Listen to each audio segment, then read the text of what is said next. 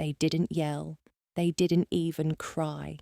Just stood there, my daughter, arms crossed under the sweater I knit her years ago, and her husband, with that same disapproving smirk I'd seen build over months. "We've talked about this, Mum. It's not working. You need to go. Tonight?"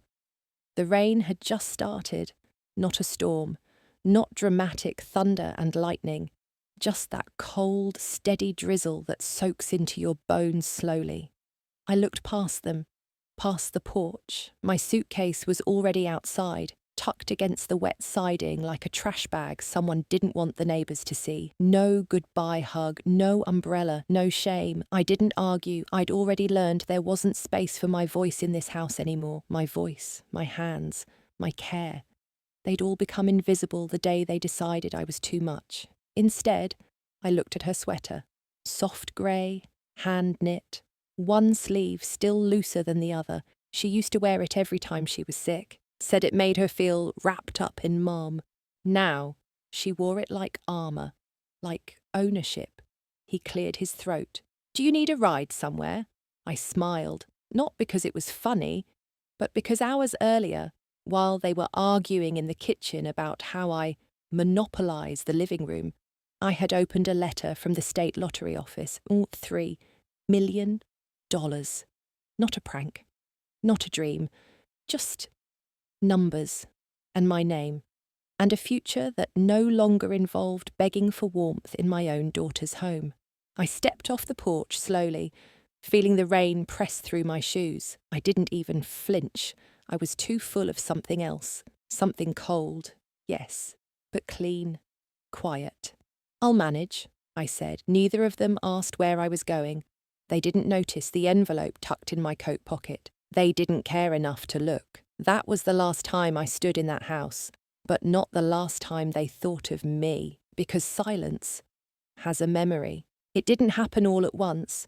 No big shouting match, no thrown plates, just less. Less conversation, less coffee already brewed when I came down, less space in the living room, and eventually less Mom in her voice. Leah used to ask me for advice about her students. She teaches 2nd grade, you know. She'd say, "Mum, how would you handle a kid who bites but only when it rains?" I'd laugh, we'd talk, and I'd watch her scribble my words down like they were gold. Now, she'd glance at her phone while I was talking, nodding, but not listening. And if I lingered too long in the kitchen, Ethan would step in, always polite, but sharp in tone. Leah needs quiet to grade. My quiet was never enough. It started with little things. My shoes moved to the garage, my books from the shelf packed into a bin. The guest room became the storage room. I started sleeping on the pull-out couch, and they started calling it the front room, not Mum's space. I once found my recipe box, the old wooden one with the carved bluebirds in the donate pile. No one said why. Leah would still wear the grey sweater sometimes, the one I made her when she got her first teaching job. I remember counting stitches in the waiting room while Ethan's mom was in the hospital. 1 stitch for every fear I had about their future. She loved that sweater, said it felt like protection. Now it felt like a wall. Even the dogs started hesitating when coming to me, as if trained to know I was no longer the centre, just the corner. And then came the talks. The ones where Ethan started sentences with, "We've been thinking, I wasn't part of that, we."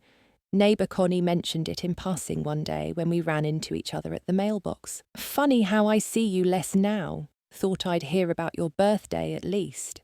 I smiled. My birthday had passed. No cake, no mention, just a grocery list left on the table. I started folding smaller, taking up less room. I woke earlier to shower before they were up.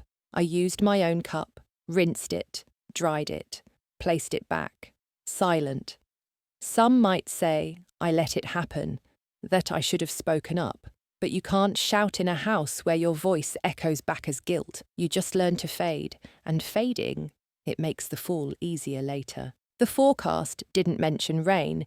It was one of those grey Tuesdays where the sky just hangs heavy, like it's thinking something it doesn't want to say. I had just come back from a walk to the corner store, picked up oatmeal and a small bouquet from the clearance bin yellow tulips, a little wilted but still trying. When I stepped through the front door, they were already waiting. Leah on the couch, still in her work clothes, sweater sleeves pushed up to her elbows. Ethan standing, arms crossed, that careful tension in his posture, like he was rehearsing a line he didn't want to say out loud. I paused, still holding the tulips. "Everything okay?" Ethan answered. "We need to talk." I set the flowers down, still wet from the air. He didn't wait for me to sit. "This living arrangement, it's not working anymore.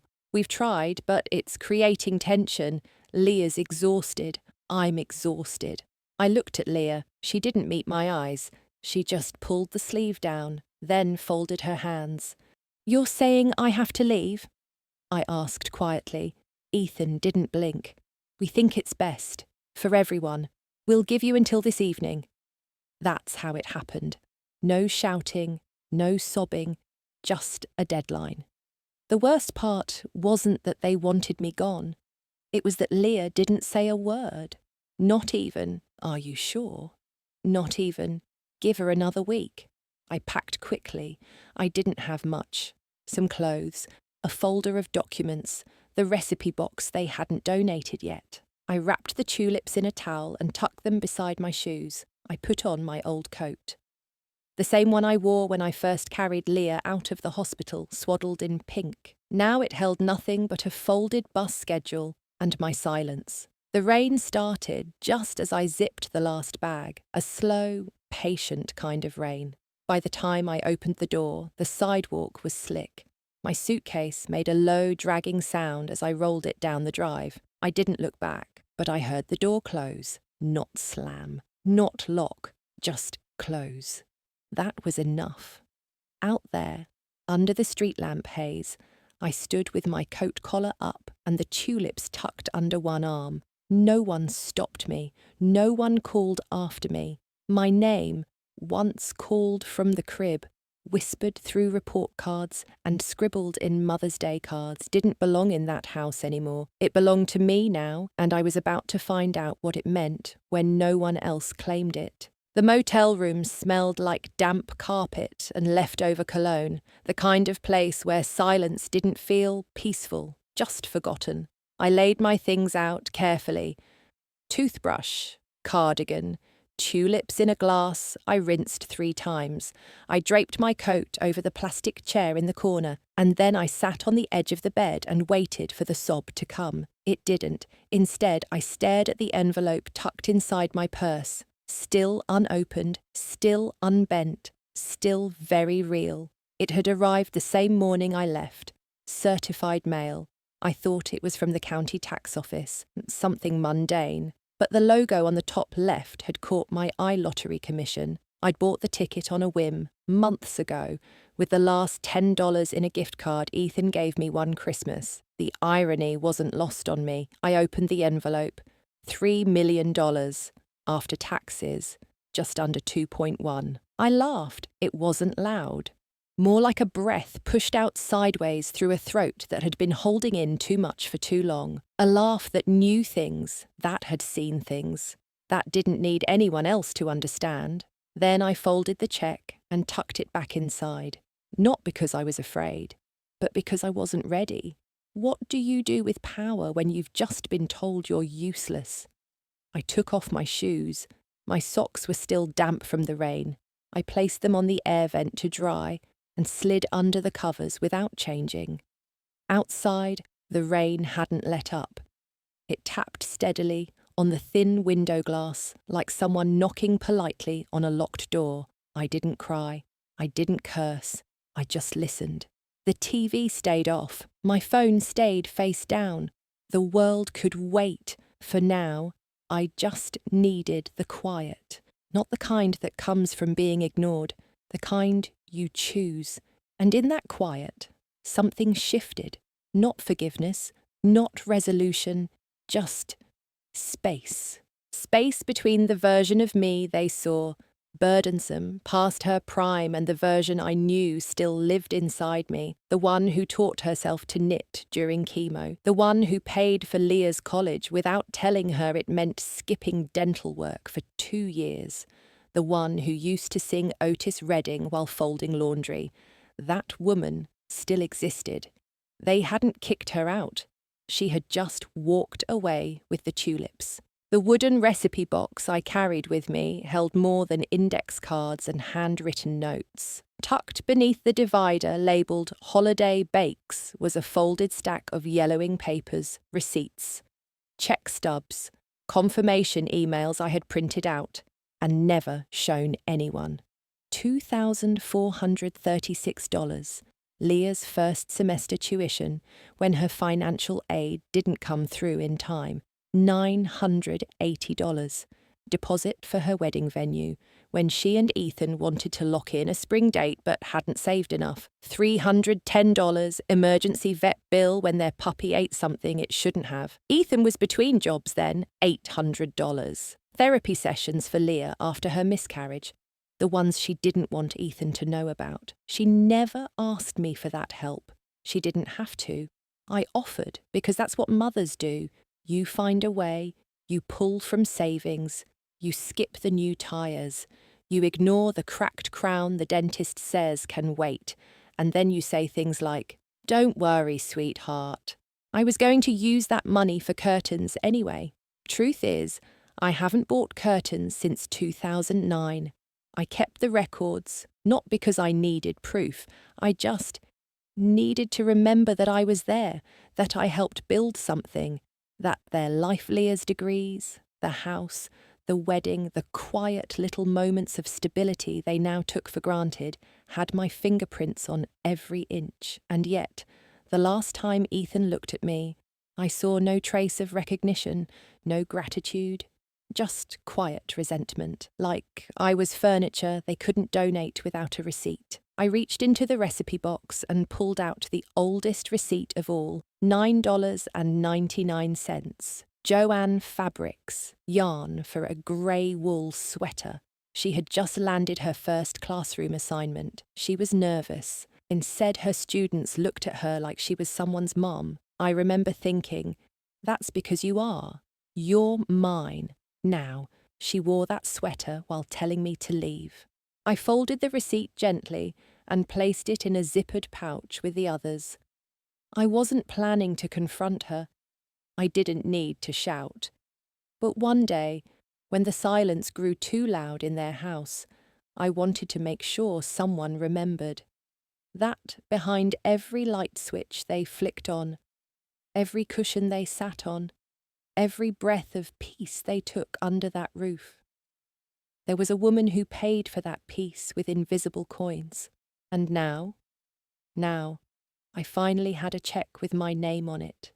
The motel phone rang just as I finished folding the plastic laundry bag into a makeshift drawer liner. I flinched. I wasn't expecting anything. No one had this number. The front desk hadn't even asked for ID when I checked in. Just cash and a name. Hello? Silence. Then a soft breath, followed by a voice I hadn't heard in months. Aunt Nora, I blinked. Rachel. I sat up straighter. Is everything okay? She let out a nervous laugh. I should be asking you that. You kind of vanished. Rachel was my late sister, Caroline's daughter. She was in her early 30s now, lived 2 counties over, worked in non-profit fundraising and sent me birthday texts every year, even when Leah forgot. We hadn't spoken on the phone in a while, but she always signed her texts with a heart and a comma. I looked around the room as if it could explain how I ended up here. I'm fine, I said carefully. Just needed some space. Did something happen? That question landed too close to the centre. I didn't answer. Not directly. Instead, I said, You ever wake up and realise the house you helped build no longer wants you in it? Rachel went quiet. Then, yeah. Not the same, but yeah. She didn't press. She didn't demand names. She didn't tell me to go back and fix things. She just let the silence stretch. Then she broke it the best way possible. I want to see you. I blinked again. You don't have to. I want to, she said firmly. I can be there in 2 hours. You don't even have to talk. I'll just bring food and sit. I miss your laugh. My throat tightened. I hadn't heard that in a long time. That someone missed me, not just what I did or what I paid for, but me. I'm staying at the Maple Inn off Route 17, I said finally. Room 104. It's not much. You're enough, she replied. There was something in her voice. Sure, steady, like Caroline's when we were young, and broke, but thought we could fix anything with cornbread and a borrowed dress. I'll bring coffee, Rachel added, and that apple pie from the place you like. I nodded, even though she couldn't see me. Bring your smile too, I whispered. It's been a quiet few days. Then we'll fill it with noise, she said. After we hung up, I sat in the same spot for a while. The rain had stopped. The room was still dim, but something had shifted. Maybe it wasn't just about being remembered. Maybe it was about being found. The motel lobby smelled like microwaved eggs and old newspapers. I came down early, unable to sleep. Rachel was set to arrive in an hour, but the walls of the room had grown too close. I poured a lukewarm coffee from the lobby pot and sat in the cracked vinyl chair by the vending machine. My coat still smelled faintly of rain, but it felt heavier than water. An elderly man shuffled in wearing thick glasses and slippers over socks. He grabbed a packet of peanuts from the vending machine, muttering something about the good ones always being stuck in the back. He saw me as he turned and gave a polite nod. I returned it, the kind of nod strangers offer to say, I see you.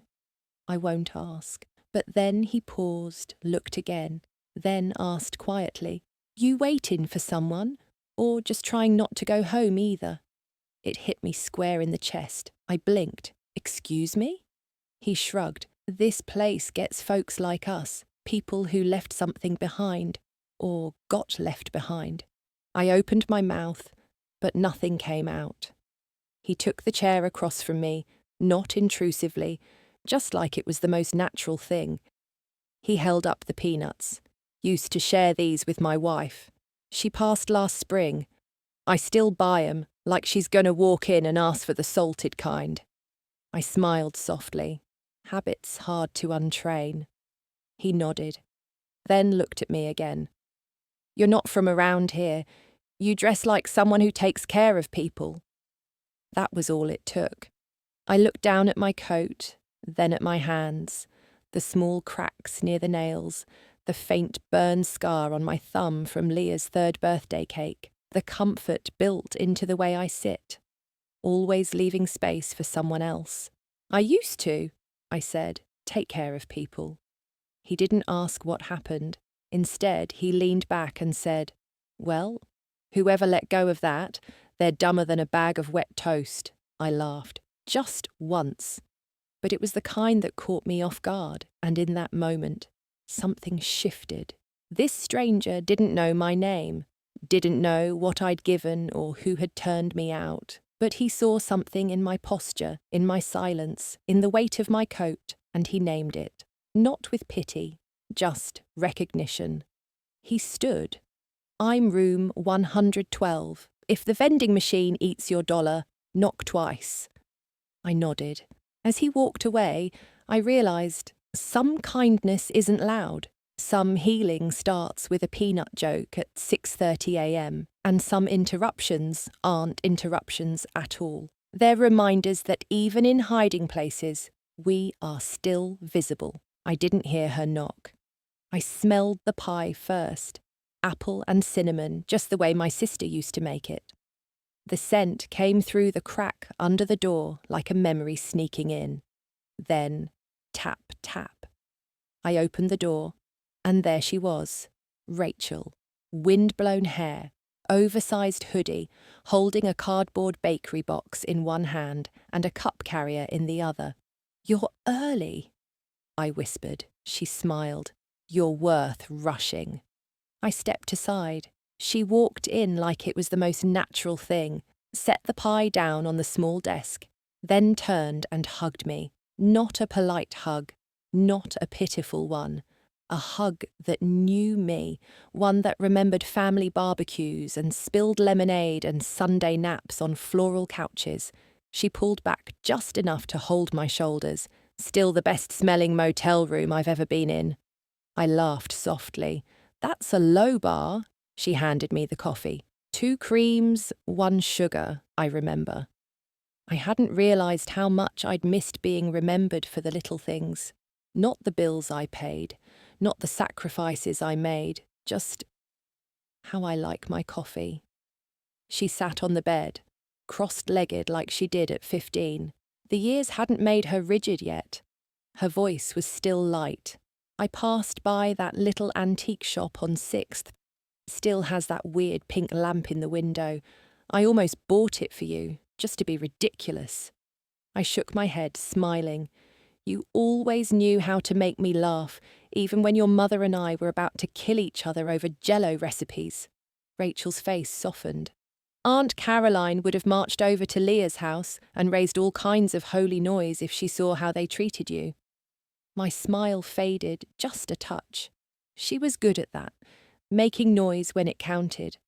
She reached into her tote bag and pulled out a cloth napkin, carefully unfolding it. Inside was a slice of pie already plated. She slid it toward me. Eat. I don't care if it's 9 a.m. This is medicinal. I picked up the fork. Doctor's orders. She raised a brow. Non-profit therapist's advice. We're cheaper. The bite was warm, spiced, comforting in a way that had nothing to do with food.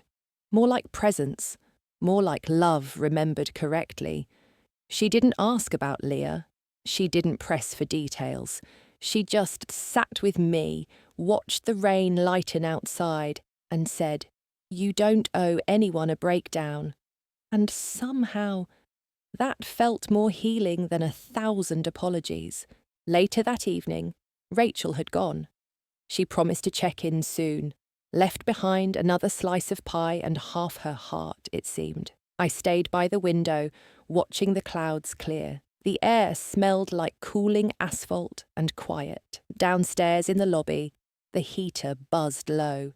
That old man from before Mr. Peanut, I'd started calling him in my head, was dozing in the vinyl chair, but beside him, slouched and shivering, was someone new, a woman, mid-40s, face tight with worry, jacket too thin for the temperature.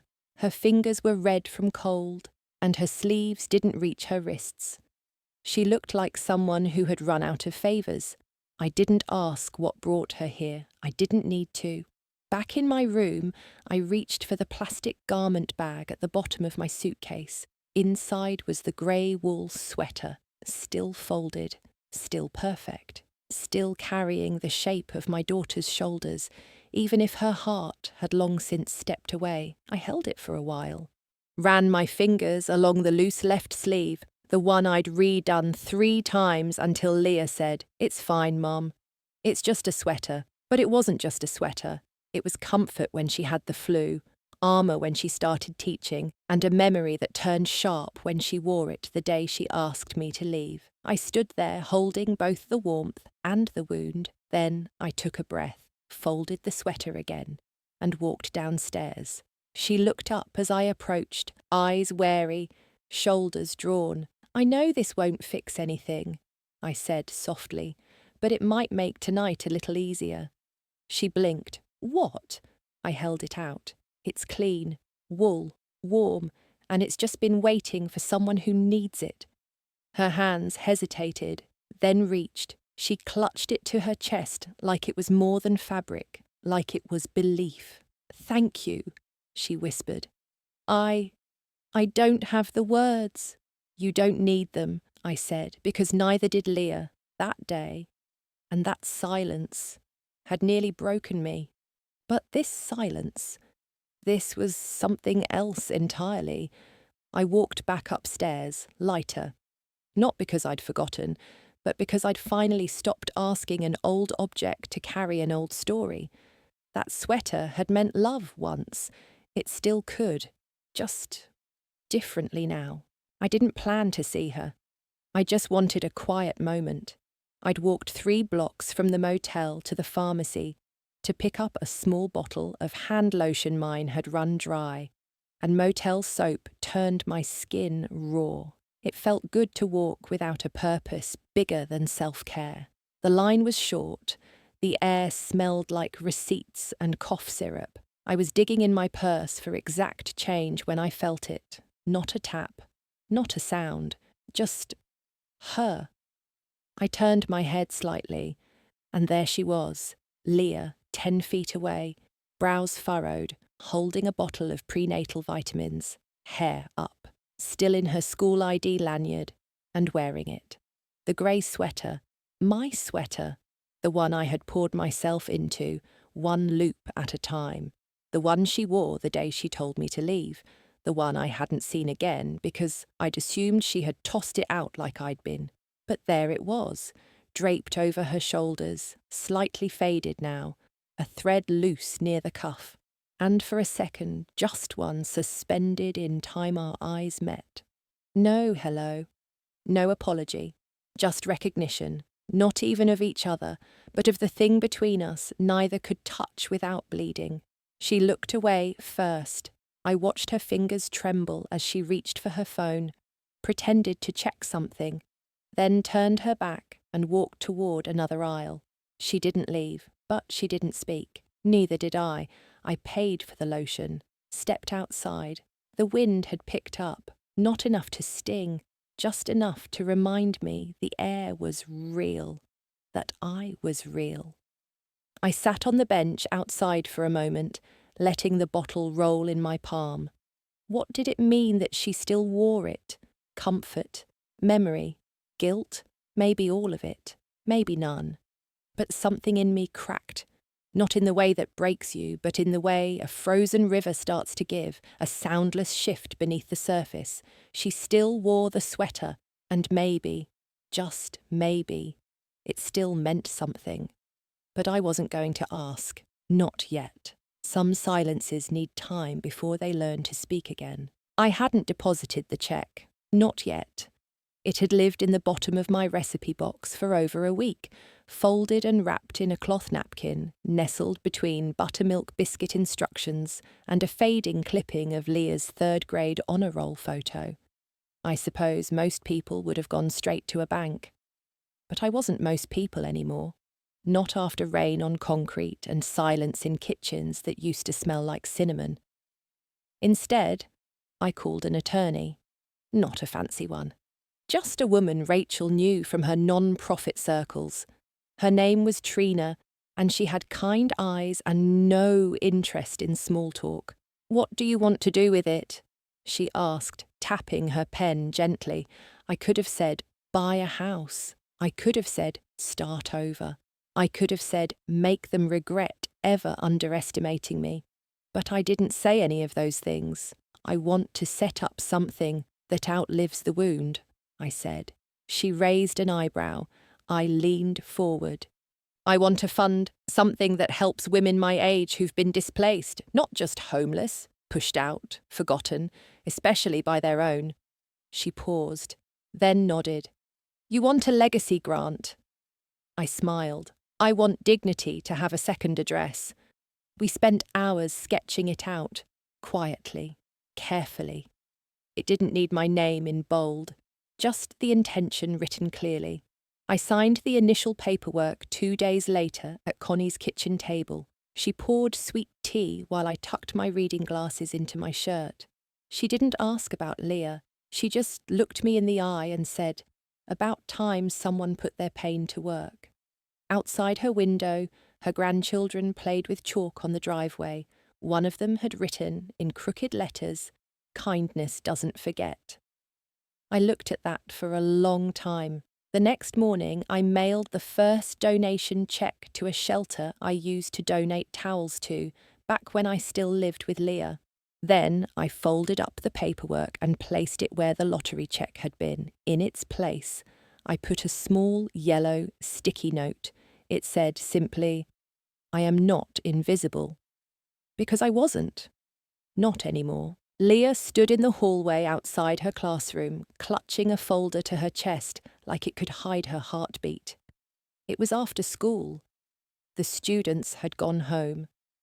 Only the janitor's cart hummed quietly down the corridor. She held the grey sweater tighter around her shoulders, even though it wasn't cold. It had started unravelling along the sleeve, just a small thread, but she hadn't cut it. Inside her folder was a stack of student thank you notes from Teacher Appreciation Week, glittery construction paper and smudged crayons, and tucked in the very back-folded, creased at the corners, was a recipe card. Grandma Nora's banana bread, moist version, Rachel's favourite. She didn't remember putting it there, but she knew that handwriting, knew the way the loops curled slightly left, the faint ink smudge where her mother had corrected 1/2 teaspoon salt after writing 1 tablespoon by mistake. It was from a box, the box her mother always carried, like a second purse. How had it ended up in her folder? She touched the edge of the card with her thumb, held it for longer than she needed to. Then, quietly, she walked back into her classroom and sat down. The chair squeaked, the clock ticked. Somewhere outside, a bird kept repeating the same high-pitched call, like it was asking a question no one answered. She read the card again. The instructions were simple, but at the bottom, written in pencil and barely legible, was a line her mother had added in all caps. "Bake this when you need to feel loved." Leah closed her eyes, and for a second, just a second, she felt it. The Sunday mornings when her mother would hum while mixing, tapping the spoon against the side of the bowl like a heartbeat. The way the apartment smelled like warmth and forgiveness. The way banana bread came out overbaked when she tried to make it alone. A knock on her door pulled her back. "Ethan, ready?" he asked. She blinked. "Yeah, She didn't finish. She slid the recipe card into her purse without folding it again. She didn't want to crease it more than time already had. As they walked to the car, Ethan asked something about dinner. She didn't hear it. Her fingers were still tracing the edge of that card. The sun had barely crested when the knock came. 2 taps, then a pause, then one more. I opened the motel door in my robe, half expecting room service I didn't order. Instead, Rachel stood there, holding a loaf pan wrapped in foil and a thermos under her arm. "You didn't," I said, already smiling. "I did," she said, pushing past me with the comfort of someone who didn't need permission. "Don't get too excited, it's not your recipe, it's inspired." The room filled with the scent of cinnamon and overripe bananas. She set the loaf on the table like it was a gift wrapped in childhood. Then she pulled something from her tote, a folded piece of paper, lined notebook sheet, crinkled at the corners. She placed it beside the bread. "I found this tucked in the back of a cookbook you gave me after college," she said. "I don't even remember seeing it before." I opened it. It was a letter. Short. Maybe never meant to be sent. "Rachel, if you ever forget how capable you are, remember this. You don't owe anyone a version of yourself that fits their comfort. Bake something. Stand up. Breathe. You're not invisible. Love, Aunt Nora." I pressed my hand over my mouth, swallowing the ache in my throat. "I think I needed that more than you ever did," she whispered. The silence between us wasn't heavy. It was reverent. Rachel poured 2 cups of coffee from the thermos. "You know," she said, almost casually, "when I was younger and scared, you used to say something that annoyed the heck out of me." I raised an eyebrow. "Just one thing." She grinned.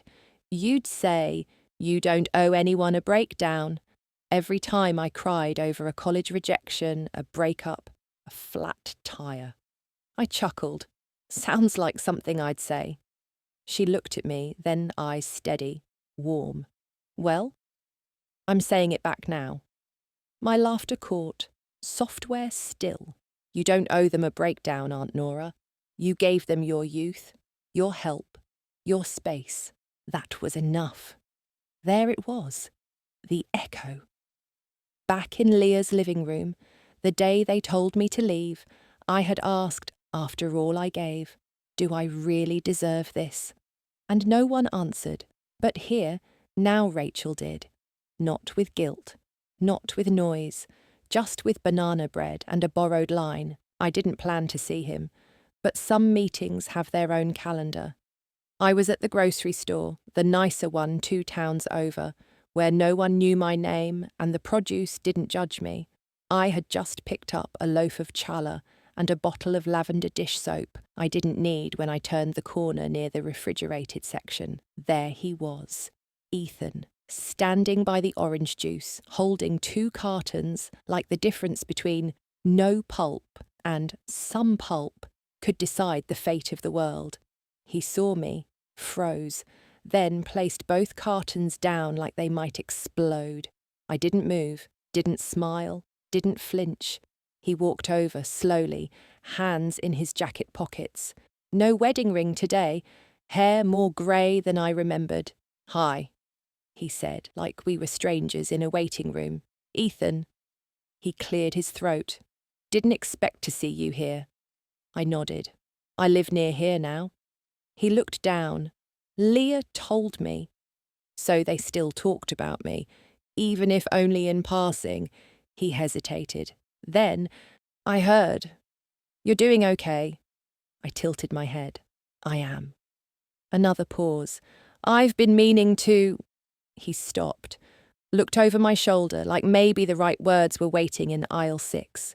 "You don't have to," I said gently. "We both know what happened." He nodded, slowly. "It wasn't supposed to go that far. Things just got tight, tense. I thought I was protecting Leah. She was overwhelmed." I didn't argue. I didn't defend. I just said, "You protected her from me." That landed. He opened his mouth, closed it. "She still wears the sweater, you know," he finally said. "Even now, she says it's the warmest thing she owns." I nodded. It was made to be. I reached into my purse, fingers brushing against the napkin-wrapped envelope, still unopened since that first day, but I didn't pull it out. Instead, I said, "Tell her she can keep it. I don't need it back." He looked surprised. "The sweater?" I shook my head. "Number the silence." He swallowed hard. I smiled, not kindly, not bitterly, just complete. "Take care, Ethan." And I walked away, challah in hand, lavender soap cradled against my chest. No fireworks, no final lines, just a woman who knew she didn't owe anyone a breakdown and didn't need a crowd to stand tall. The sweater still smelled faintly like vanilla and dryer sheets, somehow, even after all these years. Leah sat at the edge of her bed, legs curled beneath her, the grey wool draped over her like a memory too stubborn to leave. She hadn't planned to wear it that day, but something in her chest had ached after Ethan mentioned seeing her mother. He didn't say much, just that she seemed calm, that she smiled, but not at him. And something about that unsettled Leah more than a confrontation would have. She pulled the recipe card from her purse again. The ink had faded a little, the corners curled from too much handling. She ran her fingers along the top line. Grandma Nora's banana bread. She could almost hear her mother humming in the kitchen low and off-key, something from the 60s, usually Otis Redding or Dusty Springfield. Flour on her hands, cardigan sleeves rolled up, smile quiet and full. They hadn't said "I love you" with words in their house. They said it with food, with sweaters, with always having Tylenol in the drawer before you realised you had a headache. Now, Leah sat in a bedroom that once smelled like all that and didn't anymore. She stared at the wall across from her, bare. Not because she hadn't wanted pictures, but because her mother used to hang them. Without her, the room simply stopped. She folded the sweater carefully, then paused, her fingers brushing a snag in the left sleeve. That loose thread again. She should fix it. She could fix it. Instead, she got up and walked to the living room. Ethan wasn't home. The house was quiet, still. She opened the top drawer of the hallway table, found a yellow notepad, the kind her mother used for grocery lists. She stared at it for a moment. Then, on the top line, wrote, "Do you still remember the way we used to hum in the kitchen?" She didn't sign it, didn't address it, didn't even fold it. She just left it there on the hallway table. Next to a candle her mother once lit every Friday, the wick untouched since. Then she sat on the floor and pulled the sweater back into her lap, holding it like she didn't deserve it, but didn't want to let go. The night settled in gently. Rachel had gone home hours earlier, but the chair she sat in still held the shape of her warmth. The slice of banana bread, half eaten, rested on a napkin by the window. I hadn't had the heart to throw it out yet. I pulled the envelope from my bag, the lottery cheque still sealed, still untouched, not out of fear, but because I wanted to choose the moment I became something else again. The room hummed with the kind of quiet that only comes when no one expects anything of you. I turned the lamp low, slipped on my cardigan, sat at the small desk with a yellow sticky note still pinned above it. "I am not invisible," I read it again. Not aloud, just with my eyes. Then I whispered, "I'm also not angry." It surprised me how true it sounded. Not angry at Leah, not even at Ethan. Hurt? Yes. Disappointed. Deeply. But somewhere along the way, anger had softened into something else. I didn't need them to pay. I didn't need them to beg. I just needed to say this, even if no one heard it. I reached for the back of the sticky note, wrote a single line, "She still wears the sweater," then paused, closed my eyes. In that stillness, I whispered again, not to Rachel, not to Connie, not to a god or a ghost, just to the room, to memory, to the version of me who stood outside in the rain with a suitcase and no umbrella. I didn't deserve that, but I still deserve love. Not vengeance, not pity, love. And it was enough to say it softly. I didn't need a courtroom, didn't need a kitchen full of clinking glasses and forced apologies. Just this moment, this breath, this whisper that let the air shift around it. I placed the sticky note beside the envelope. Two quiet truths, side by side. One I'd already lived, and one I was just beginning. The birds came back before I did. For weeks, I had only noticed the cold how the motel windows sweated against the morning air, how even the heater buzzed with a tired wheeze. But today, for the first time, I opened the window just a crack. Outside, the street was alive with soft sounds, children dragging scooters across pavement, a neighbour pulling weeds and humming an old gospel tune, some teenager's Bluetooth speaker leaking a beat with too much bass and too little melody. And somehow, it felt like music. Inside, the motel room looked smaller, but not suffocating. The suitcase was finally unpacked, clothes folded, books stacked neatly.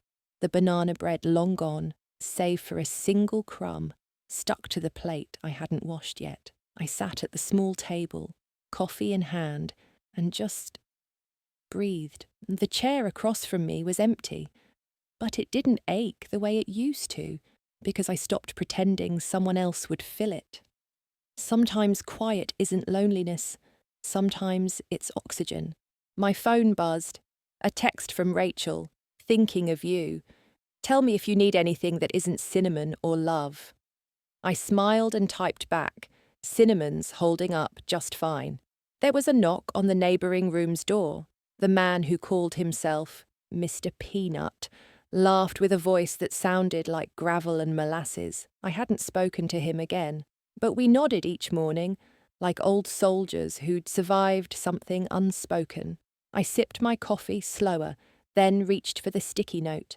I am not invisible. Still pinned, still true. Below it, I added another. I am not waiting.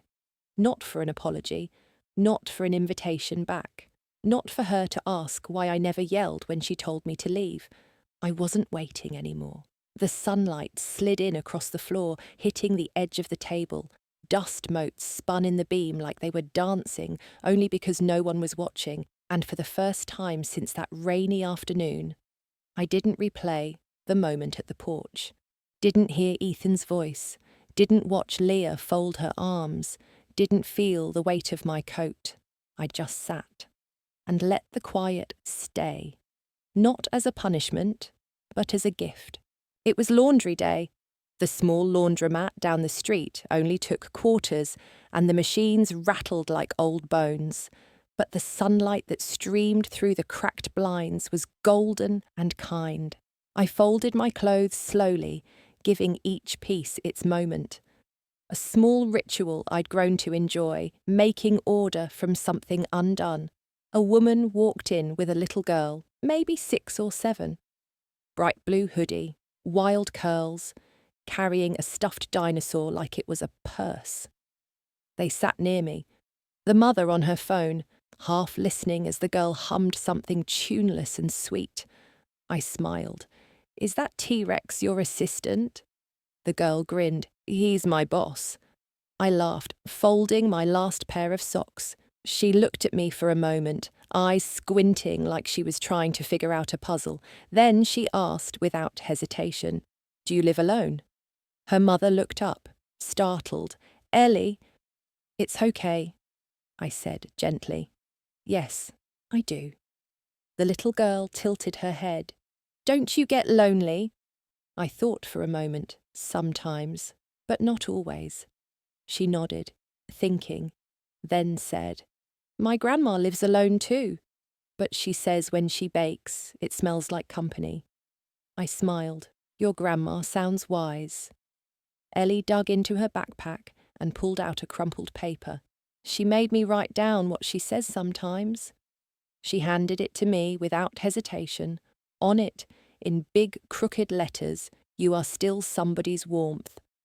I blinked, my throat tightened. I didn't expect that. Didn't expect a 6-year-old to hand me a truth I hadn't known I needed. I looked down at the note, then back at her. "That's a really good sentence," I said softly. Ellie beamed. "You can keep it." I folded the paper gently, slipped it into the side pocket of my purse right next to the envelope that still held the check, still sealed, still mine. The girl turned to help her mother load socks into the washer. I sat there a little longer, watching the drum spin, watching the sunlight dance, and for the first time in months, I didn't just feel not alone. I felt seen, because somehow, in that quiet laundromat, a little girl had reflected back the version of me I'd been trying to remember. The one who hummed while baking, who packed extra snacks just in case, who wrapped sweaters around worry and called it love. I wasn't invisible. I wasn't erased. I was still somebody's warmth, even if they didn't know it anymore. The neighbourhood was hosting a weekend yard sale. I didn't have much to offer, just a few scarves, old cookbooks, and a gently used teapot with a crack only I could spot. But I set up a small folding table outside the motel anyway, if only to feel like part of the living again. Mid-morning, a little boy about 8 stopped at my table, tugging at his father's sleeve. He pointed at a knitted wool hat I had placed in a basket marked $1, handmade. "Can I get this for Grandma?" His father looked it over. "It's warm," he said. "You sure she'll like grey?" The boy nodded. "She says grey is the colour of comfort." I didn't say anything, but my breath caught. I'd used that exact phrase. Years ago, sitting at the edge of Leah's bed after she'd had a terrible first week at school. She was crying, embarrassed, exhausted, and I'd wrapped her in the grey sweater I'd just finished and whispered, "Grey is the colour of comfort. You don't have to shine all the time to be strong." The boy held the hat to his chest like it was treasure. "You can have it," I said, smiling. It was waiting for the right grandma. He beamed. "Thanks, Mom." Then he reached into his backpack and, without saying a word, pulled out a folded piece of paper and placed it on my table. I opened it slowly. Inside was a crayon drawing, a house, a sun with sunglasses, and a woman with silver hair in a garden planting tulips. In her hand was a small sign that read, "Welcome. You're safe here." I blinked, recognizing something I hadn't said in years, something I used to whisper to Leah whenever she woke from a nightmare. "You're safe here." The boy ran back to his dad, waving the hat in the air like victory. I folded the paper carefully, tucked it into the small notebook I'd started keeping by my bed. Then I wrote under it, "Even when you're not there, your words can still find a home." That night, I sat by the motel window, tea in hand, looking out at the sidewalk chalk, drawing someone had left near the curb. It was fading, but still clear enough to read. "Some people are soft on purpose." I smiled. Not everyone inherits money, but everyone leaves something behind. I didn't cash the check until spring, not because I needed the money, but because I needed to feel like I'd earned the right to move forward on my own terms. The bank teller didn't blink when she saw the amount, didn't ask why it took me months, just smiled and said, "Congratulations, Ms. Thompson." That night, I bought something I hadn't owned in years, a porch swing. The motel was long behind me. I'd moved into a little rented cottage with chipped blue shutters and soil good enough to grow tulips. I planted 6 bulbs outside the kitchen window, one for every moment I'd stayed silent when I should have spoken, and one more to mark the moment I finally did. I sat on the swing every evening. The breeze smelled like cut grass and the slow, forgiving sun. One afternoon, I opened the small tin box I'd once used for tea bags. Inside were the pieces of who I used to be. A recipe card, a sticky note, a folded drawing from a child who saw me, and a single grey thread from a sweater I no longer owned. I didn't cry. I just smiled, because none of it hurt anymore, not in the way it used to, not like rain on skin, not like silence in a house you paid for, but weren't welcome in. Not like hearing the word "mom" from someone who forgot what it used to mean. I wrote a new note that day, not to Leah, not to Ethan, to myself. You made space where you were erased. I placed it beside the others, closed the lid, and exhaled. The wind picked up slightly, brushing past my shoulder. For a second, it felt like someone was there, sitting beside me on the swing. Not Leah. Not Rachel, just the version of me that had waited so long to feel whole again. I turned to that space and whispered, "You didn't lose yourself. You just made room for something better." The sun dipped. The porch creaked gently beneath my feet. A neighbour's child laughed in the distance. And for the first time in a long time, I didn't feel like I was waiting for someone to come back. I was exactly where I belonged.